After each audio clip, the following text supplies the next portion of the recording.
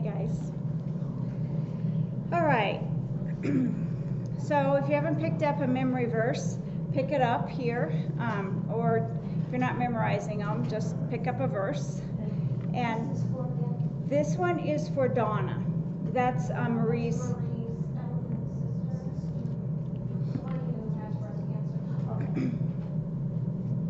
Today we're going to be talking about impossible.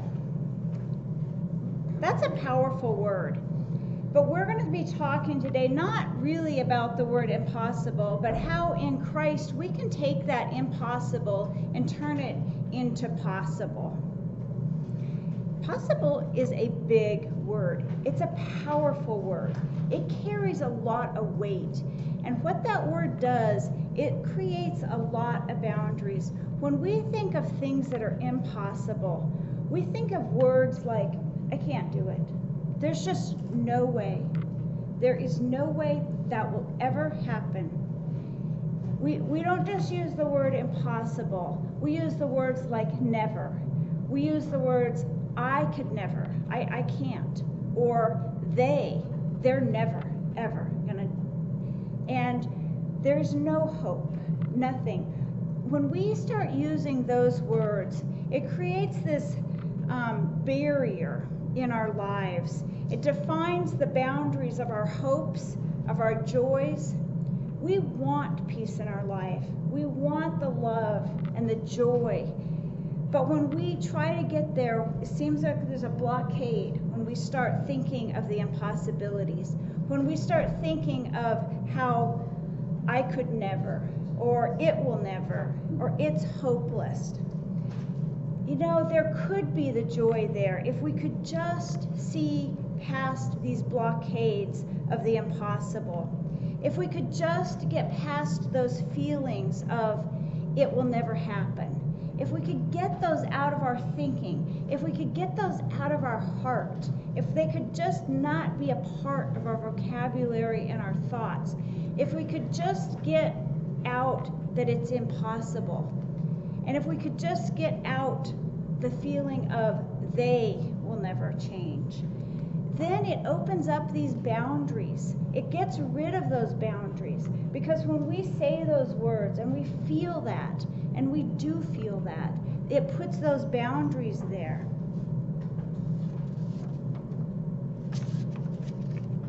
And we have a lot of these boundaries. Maybe you don't, but I know I do. We have at least one or a lot of them. And if we can identify them and we can say, what is it in my life that I feel is really impossible? What is it that I say to myself over and over that is really impossible, that I really truly feel will never ever change? Something so big, so solid, so tangible, it seems to define who we are. It defines how far we can go, what we can do, or what we can't do. You know, sometimes our impossibilities, they're obvious. Others around us can see them, they can name them, and shamefully, they often make judgments based on our hearts, or make judgments on our hearts based on what they see. And I just want to take a minute to say that we should never do that. That's why I say shamefully. You know, when we can see others' things that are hard in their life, we should never make judgments on hearts based on what we see. But it does happen. But sometimes those impossibilities that are in our lives, they're hidden deep in the recesses of our soul. They're quiet, way deep in there, and they're elusive. They're hard to really pinpoint, and yet their shadows are always with us, and they overwhelm our thoughts. They're always there, even as we smile and go through our days and think as if they aren't there. They are, and they eat away at our peace. They eat away at our dreams. They drain our joy. They stop us from having our confidence. And you know, these impossibilities come in all sorts of shapes and sizes. Some could be a physical condition that you feel like will never change.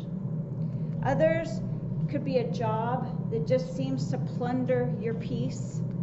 Another one is relationships that are falling apart and seem to have no hope of ever changing. Or a family that just isn't working right and doesn't seem to ever be able to change. Or maybe it's guilt, that deep hidden guilt that you can't get rid of. Or a challenging person that at every turn it always challenges you. Or maybe it's a financial crisis. Or maybe a secret sin that you just seem to can't get a hold of. There's a lot of impossibilities that we say are impossibilities in our lives. And when we think about these, when our minds are constantly on these impossibilities, they cause fear, they cause worry, they cause stress, they cause desperation. And these become our constant companions. And maybe not now, but sometime during this week, I want you to take some time and really dig deep and look at and see, what is my impossible? What is it that I feel like could never change? You know, the world teaches us that it can't change, so don't even try to fix it. It's just how it is. You know, you're going to just have to deal with that. Why even go down and search for them and pull them out? Because you can't fix it anyway. But you know, we don't ever really just push them aside, do we? We don't say, well, I can't fix it, I'll just push it aside. No, we say, I can't fix it, I'll put it there and let it continually drain me. We never really just push it aside. It's always there, leeching from us, always nagging at us. And you know, the world says you can't fix it. But you know, the world is wrong. The world is wrong about our impossibilities. The world says that they define you. But God says, I can turn those impossibilities into possibilities. God says, with me, with who I am, all things are possible. In Luke 18:27, he said, what is impossible with man is possible with God. Jesus lived his life to push all the boundaries aside, to show us that the power of God is powerful, and to see beyond our own horizon, beyond our own little world, and to see past those boundaries. That he was raised from the dead to give us power. That God says, in me, everything is possible. Let that sink in. To think in God. God has told us, in me, things are possible. I can do it. Those impossibilities don't define you. They don't limit your life. They don't shape you. They don't control you. Because a life in me is hopeful. You know, often when we look at all these situations, and we named a few, and those are just a few. I know that the gamut it is wide. But when we look at those and we say they're impossible, it's because we're looking at them with our understanding. We're looking at them with the way the world works normally. And this is what this verse says, that yes, with man it is impossible. When we look at the situations and we know that's not going to change, we're right in the way we see things. But we're not factoring in the power of God. We're not factoring in the power of God to work in our lives, other people's lives, situations. One of my favorite stories in the Bible is in 2 Kings 7. And if you want to turn there with me, this is the story of when Samaria. Now Samaria was a city in Israel, and it had been being besieged by the Syrians for a long time. The Syrians and Israelites were always fighting. There's a lot. It's fascinating reading these accounts. But at this point, the Syrian army had been besieging Samaria for so long that they were desperate in this city, and they were dying. It was a severe, severe famine in the city. And it was a severe famine enough that 2 women had agreed to kill their sons and eat them. And because they were so desperate. And there was a problem with that because one woman killed her son and they ate him, and then the other woman took her son and left.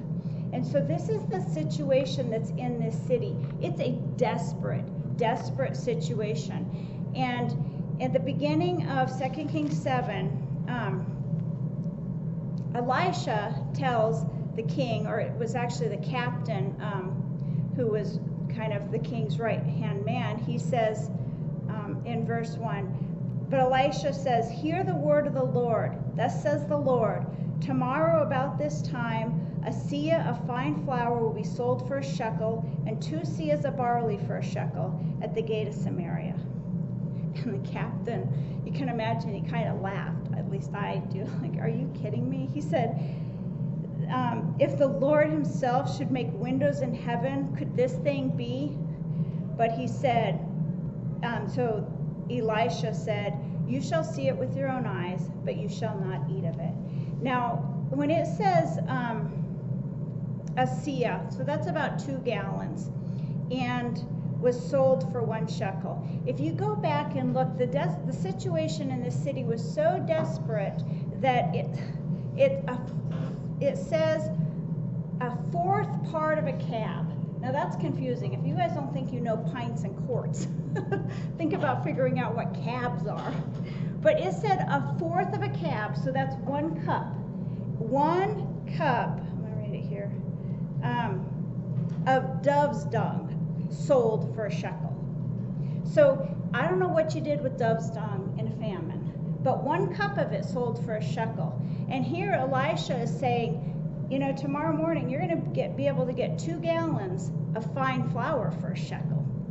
And there's just no way. There's no way that's going to happen. And the captain, he said, you know, even if God opened the windows of heaven, like he did when he fed his people with manna, he said, even if that happens, this still won't be sold for that. We still won't have enough. But you know what God did? There were lepers, and he chose lepers. All the people that are cast out in the society, he chose lepers. And lepers were outside the city of Samaria. And the lepers said, you know what? We're good as dead. If we go in the city, we're going to die. Like everybody else, we're dead. There's no food in there. But if we go to the camp of the Syrians, maybe we'll live. So they might have mercy on us and let us live. Or they might not. They might kill us. But either way, we're not living. So they went to the Syrian army, the Syrian camp, and they get there, and there's not a soul in the Syrian camp. It's totally deserted. So they go in, the camels are tied up, the donkeys are tied up, the horses are tied up outside the camp. So they're like, what's going on? So they go in and they plunder a tent real quick and carry it off, all the gold and everything. Then they go back and plunder another tent and carry it off. And then they say, wait, this isn't right. What we're doing is not right. We've got to go tell these guys who are dying, in Samaria what's going on. What had happened was God had caused the Syrian army to believe that the king of Israel had hired other kings. God had caused them to hear this in their mind, and whether it was an actual noise or whether it was in their head, it terrified them enough that they fled. And when the Samaritans checked to see if it was a trap for them, they could see they fled. Their belongings just littered the path as they went. This is a situation where the Samaritans, the Israelites, the king of Israel, nobody in there could have ever believed that God could work in such a way. And yet, in a situation that was absolutely impossible, God worked in the hearts of the Syrians, and all that plunder, not just the food, it was all the plunder of the Syrian army went to Israel. And I love that story because it reminds us of who our God is. And when we read read these verses that say, with man it's impossible. That story was impossible. There was no possibility that they could get food like that without God. And yet when we can trust in God, and we can trust that, yeah, maybe God isn't going to open the Red Sea like he did. Maybe he's not going to cause, something to happen just like he did. But God assures us over and over that with me, things are possible that you can't do on your own. That yes, they're impossible with you, but with me, they're not impossible. And that's that's why I just love that story. And I want you to, just a side note, that often we believe our unbelief is justified. We believe that there's reason for it. And yet we see what happened here.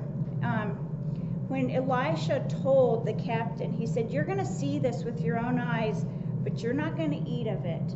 That God, because of the captain's unbelief, what happened to the captain, he was at the gate, and he saw this happening. He saw the lepers come back and say it, and then the whole city of Samaria rushed out in such a rush that they trampled him to death at the gate. And so what Elisha prophesied about him, that you won't see it, he didn't get to see it. That our unbelief dishonors God and it displeases God. And there was a consequence for it in this story with the captain. So don't let us ever think that God just can say, okay, that's okay, just feel that way. That's not honoring God, and it's not pleasing to God when we hold to our disbelief that God can't work in our lives. The glory of God was revealed in that impossible situation. There was not a soul in that city who didn't know that God gave that to them. His glory was absolutely shown through that impossible situation. Over and over in all the stories we've seen, that God wants his people to know that it's him. It's him and his power working that causes things to happen. And I want us to remember that the impossibilities in our lives are places for the glory of God to be revealed. That when we see impossibilities, if we could shift that and to think this is a place that God's glory could be revealed. God says in 2 Corinthians 4, 6, and 7, for God who said, let light shine out of darkness, has shone in our hearts to give the light of the knowledge of the glory of God in the face of Jesus Christ. But we have this treasure in jars of clay to show that the surpassing power belongs to God and not to us. Our hearts, like jars of clay, often our hearts are shattered, they're broken, they're bruised, they're fragile, and yet that's where God says, that's where I shine. I take that and I shine out of that, and I want it that way. I want my glory to be shown out of something simple like a clay pot. Often when we look at our lives, we just see the brokenness. We know where the cracks are. We see everything. We see the holes where maybe the cracks have been tried to glue back together, but there's still a missing piece. We know, we look at that and that's all we can see. Or maybe we just see the roughness of, welcome, sweetie, of the pot. And we wonder why it has to be so rough. Why can't it be prettier? Why can't it be shinier? We wonder why and fill in the blank, because there's a lot of wondering why.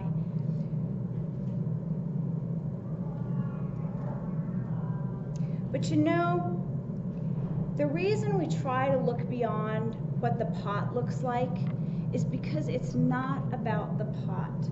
Nobody ever takes a pot, no matter how pretty it is, and just sets it out. They never do that. A pot, no matter how beautiful it is never meant to just be set out. It's meant to have something beautiful put in it. It's meant to be as a vessel to display something beautiful. God takes the impossibilities of our lives, those cracks, the bruise, the places we feel defeated, the places we feel crushed, and he makes his glory shine. When you look at these pictures, what do you see? You see the flowers. You don't see the pots. You don't look at the pot. It's not about the pot. It's not about our weaknesses, our disappointments. It's about the pot. About the flowers. Keeping our eyes on him keeps our focus of where it should be. It keeps our focus on his glory and his goodness, not our brokenness. We don't have to be perfect. We just have to be willing to let God work in our lives. Instead of us fixing ourselves and making everything right in our lives, we need to have a willingness to let it go and give it to God and look to God and let him work in our lives.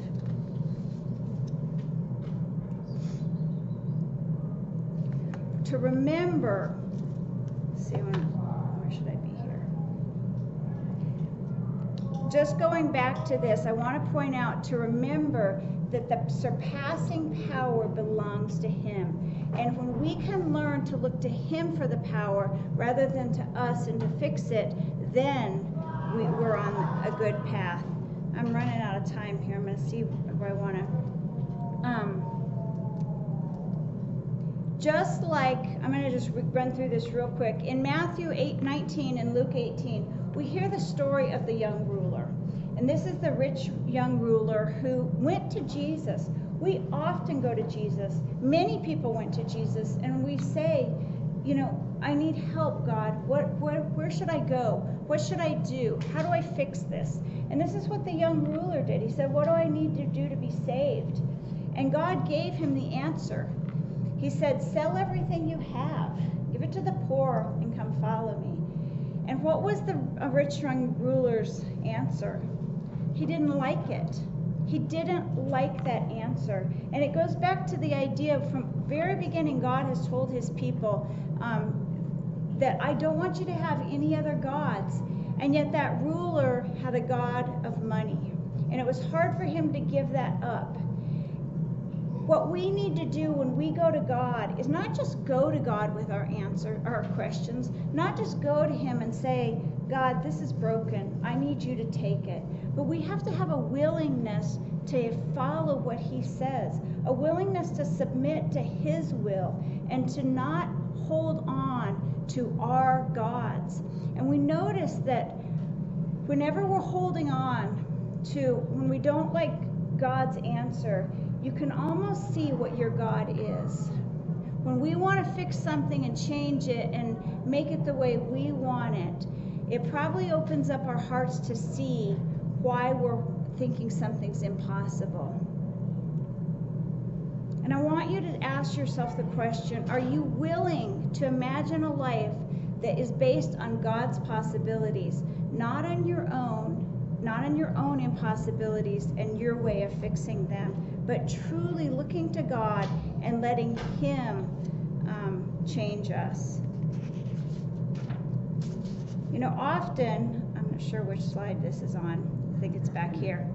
Often, this verse here in, I don't know how far I'm going to have to go back to here. In Luke 18:27, often, don't we want that verse to read, what's impossible with man is possible by God strengthening us? Don't we want to be strong? Don't we want to be the ones who fix it? That we want God to fix the situation so we can have the strength? But I want us to always remember that God says it's about him. It's not about God strengthening us. It's about us submitting to God's will and letting him shine through this. Now I'm going to finish this up with the story of Mary when she heard that she was going to be the mother of Jesus, the Son of God. And turn to Luke 1.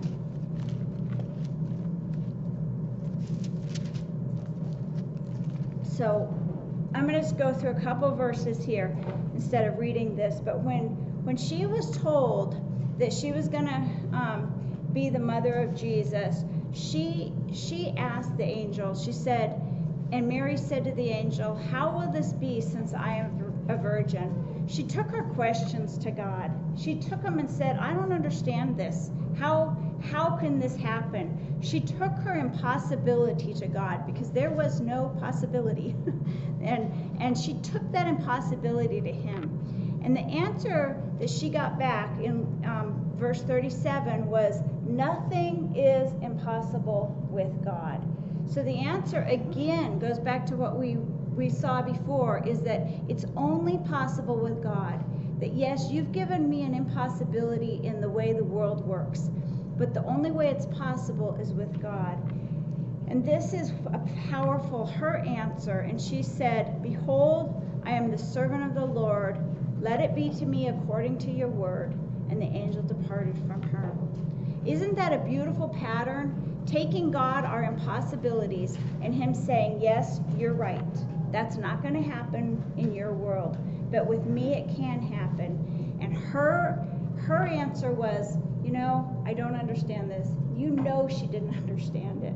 There's no way she could understand what was going to happen and how it was going to happen. But that didn't matter. She just said, "I'm your servant." And if we could have the heart like Mary, to just look and hold on to God and say, "God, I don't understand it. I don't know how it's going to happen. I don't know how it's going to play out, but I'm your servant and I'll trust you." And that's what faith is. That's what faith is. We've read this verse over and over and over, that faith is the assurance of things hoped for and the conviction of things not seen. That we don't have to see it in order to believe.